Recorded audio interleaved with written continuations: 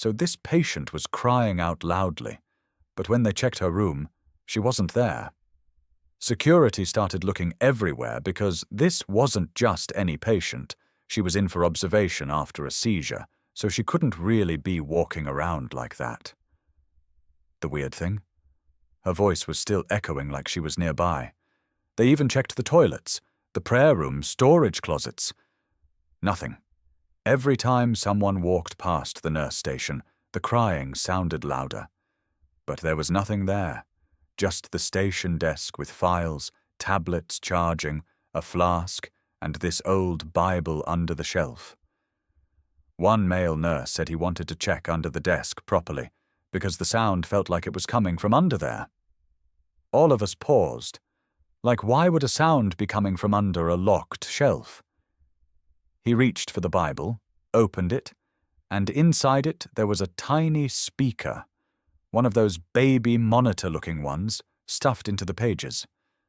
Obviously now we were confused. Why would there be a speaker inside a Bible? Whose voice was that even? We thought maybe it was a prank or something. But then Sister Lorato came back from her tea break, and when she saw what we were holding, her face changed completely. Shame. Her hand started shaking.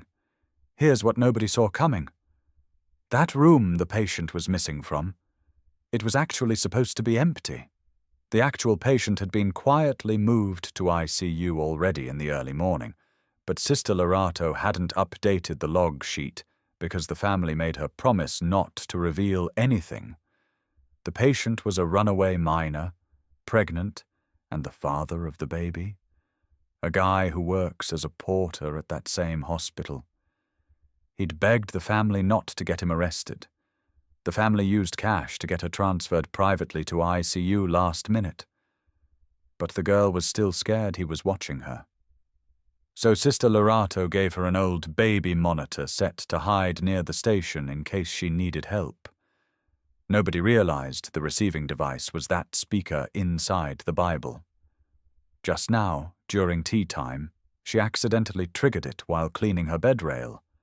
The crying was actually her just calling softly for help, but the monitor had a sound delay, so it came out all strange.